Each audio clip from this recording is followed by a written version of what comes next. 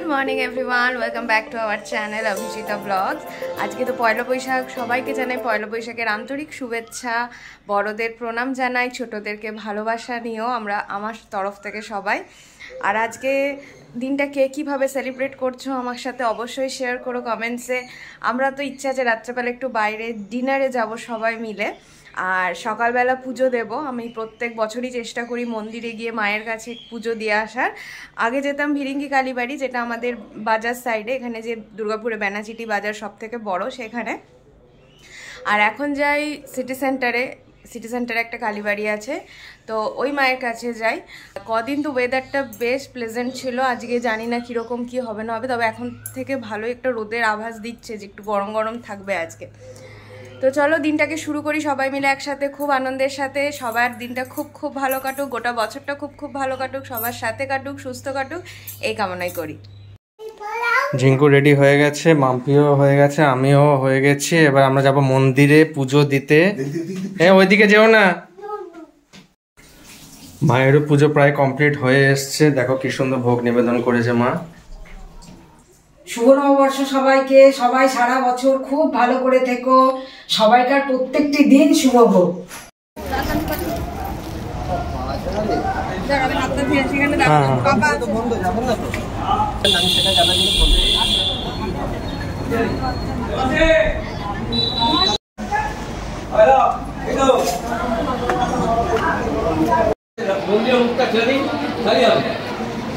তো ফাইনালি পুজো দেওয়া কমপ্লিট হলো, আর খুব ভালো লাগলো পুজো দিয়ে, তাই না? হ্যাঁ, ভালো ভিড় ছিল। আর আমরা আগে যেতাম যেরকম বললাম যে ভিরিঙ্গি কালীবাড়ি, আর এখন এখানে সেখানে ভিড়টা থাকে, কিন্তু সেই পরিমাণে না ভিরিঙ্গি কালীবাড়িতে যত। তো তুমি দেরি করে হলেও একদম সুস্থভাবে পুজো দিতে পারবে একদম মায়ের সামনে বসে। আর এখন আমরা যাব মলে। আমার ওই ল্যাপটপের ব্যাগটা আমার খুব বাজে কন্ডিশন হয়ে গেছে, প্রায় অনেকটাই ছিঁড়ে গেছে স্ট্র্যাপগুলো।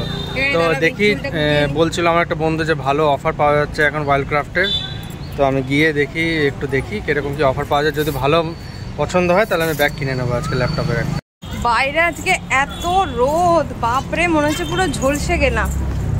ওই বলছে ব্যাগটা কিনবো, আমি বললাম কিনতে তো হবেই, কেন ওর ব্যাগটার যে অবস্থা, আর কদিন হলেই মনে হচ্ছে খুলে পড়ে যাবে ছিঁড়ে।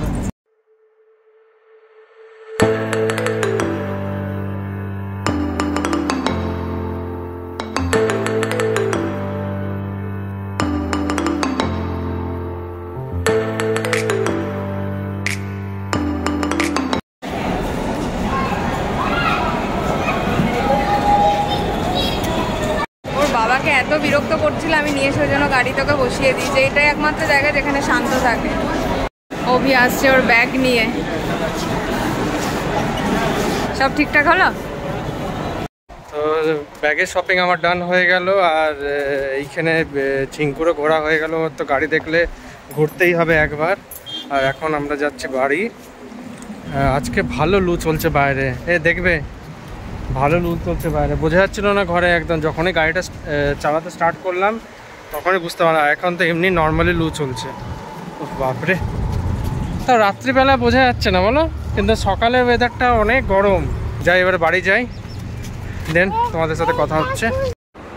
আমাদের সবারই অবস্থা খারাপ হয়ে গেছে, এত লু চলছিল। তোমাদেরকে বললাম বেরোনোর পরে কত হাওয়া চলছিল। যাওয়ার টাইমে তো এত হাওয়া চলেনি, গাড়ি চালানোর টাইমে লাগছিল শুধু।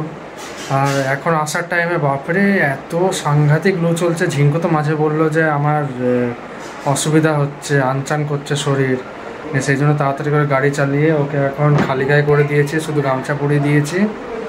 আর আধ ঘন্টা রেস্ট নিক, কেন অনেক রোদ বাইরে, আর বেচারা ক্লান্ত হয়ে গেছে।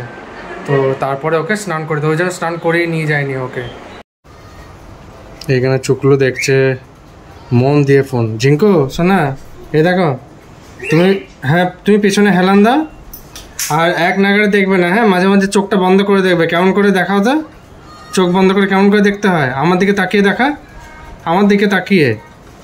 ঝিঙ্কু, হ্যাঁ এরম করে। এই হচ্ছে ওর এন্টারটেনমেন্ট। এখন কিছুক্ষণ দেখে 15 to 20 মিনিটস, তারপর আবার নিজে গাড়ি নিয়ে ভুনিয়ে খেলবে। আর আজকে দুপুরে ঘুম থেকে ওঠার পর কি কান্না, আমি তো ভাবলাম কে জানে লু ফু লেগে গেলো কিনা। নিয়ে না বাইরে যাব, কিছুতে নিয়ে যাবে না, নিয়ে এখন তো অস্ত্র হয়েছে কান্নায়, মানে সে বিশাল কাঁদছে যেন অনেক বড় কিছু হয়ে গেছে।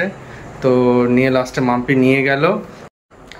তো এখন দেখছি আমরা শরীরপত্রে কারণ, আর এখন দারুণ পর্বে আছে, সিরিয়ালটা পুরো জমে গেছে। আর এটা তো অ্যাকচুয়ালি 2015 সিরিয়াল, তো ভালো হয়েছে, ইউটিউবে অ্যাভেলেবেল আছে সব এপিসোডসগুলো। তো তখন তো আমি ভালো করে দেখিনি, কেন কি এইসব বিষয় অত ন্যাক ছিল না। এখন যখন ন্যাক আছে দেখছি আরও ইন্টারেস্টিং লাগছে ব্যাপারটা। এখন জারাসান আর ভীমের কুস্তিটা দেখাচ্ছে, যেখানে জারাসান বধ করবে ভীম। তো এখন এটা আমি মাম্পি অনেকদিন ধরে কন্টিনিউ দেখছি, এভরিডে দুটো তিনটে করে এপিসোডস, বেশ ভালো লাগছে। আর এটাকে শেষ করে বোধহয় আমরা বোধহয় আবার মহাভারত স্টার্ট করবো নাকি? হ্যাঁ, দেখা যাক, মহাভারত দেখা আবার স্টার্ট করবো, তাহলে একটা ভালো কনসেপ্ট। তারপর রামায়ণ, এগুলো এখন চলতে থাকবে এগুলো। এখন এখানে বাজি ফাটানো হচ্ছে পয়লা বৈশাখের অকেশনে। পয়লা বৈশাখ অকেশনে কিছুই না, এইখানে বাইরে বাজি ফাটছিল, কি একটা ফাংশন হচ্ছে, তো সেই দেখে দাঁড়িয়ে আর এখানে বাইরে বাজি ফাটছে। ক্যামেরাটা এতটাই ভালো ফোনটা, ভিভো X90, মানে পুরো জাস্টিফাই করছে। বাইরে ক্যামেরাতে যেটা লাইট দেখা যাচ্ছে তার থেকে বাইরে ন্যাচারাল লাইট অনেক কম। না চরকি শেষ বোধহয়।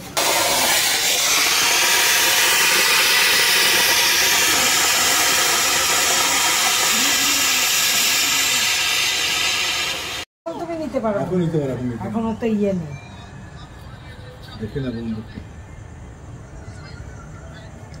তুই যখন বড় হয়ে যাবে আর একটু, তখন ফাটাবি। অভি তো প্রথম থেকে একদম খেলা দেখেনি আইপিএল, হঠাৎ করে ওর মাথায় আবার মুম্বাই ইন্ডিয়ান্সের ভূত চেপে গেছে। এখন আবার সেই অনুরাগীদের মতন মুম্বাই ইন্ডিয়ান্সের খেলা দেখছে বসে বসে। আর আমার ছেলে এইখানে, এই যে কি করছিস তুই? কি কাজ এটা? ল্যাপটপ? ও যে স্ক্রিনে টাচ করে করে ইয়ে করছে ফোনের মতন। ভাত খাওয়া হয়ে গেছে, আর মা দেখছে যে ভাত অল্প পরিমাণে আছে, মানে আমরা তিনজনকে। মা বলছে আমি আর ভাত খাবো না আজকে, আমি মুড়ি টুড়ি কিছু খেয়ে নিই। আমি বললাম যে না, ভাতটা বসা, ওরা দুজন খাক, তারপর আমি আর তুমি খাবো নিয়ে, সেই হিসেবে এখন ভাতটা বসিয়েছে। মায়ের ভাত হলে দেন আমি আর মা খাবো। আর এখন অভি আর বাবা খেয়ে নিচ্ছে চিকেন দিয়ে। আজকে সকাল থেকে তো দিনটা খুব খুব ভালো কাটলো, সবাই মিলে একসাথে আনন্দ করে। সকালে বাইরে গেছিলাম, বিকেলে ঘরে ছিলাম। আর কি হয়েছে মুখে? কি আছে মুখে? হ্যাঁ দেখি দেখি, গুড নাইট বলে দে, গুড নাইট বলে দে। বাবারে এত দুষ্টু হয়েছে না, আর মানে প্রত্যেকটা বাচ্চারই এই এজে এরকমই হয়। এটা উঠছে দেখা, একদম পড়ে গেছিলি মনে আছে? কথার বিরুদ্ধে গেলে, মানে ও যেটা বলছে না করলে সেটা কাঁদছে। আপনারা বলুন তো এটাকে কি করে আমরা ঠিক করব? ওর একমাত্র উপায় হচ্ছে কথা না শুনে, তাতে যতই কাঁদুক। আপনাদের কার কার এই এজের বেবি আছে, তারা কি কি করছেন আমাকে একটু জানাবেন। দেখুন একবার দুষ্টুমিটা দেখুন। তো চলুন, tata, bye bye, good night, take care. সাথে থাকবেন, পাশে থাকবেন, ব্লগ দেখতে থাকবেন, চ্যানেল সাবস্ক্রাইব করবেন, আর কমেন্ট করে অবশ্যই জানাবেন আজকের ব্লগটা কেমন লাগলো। Tata, bye by.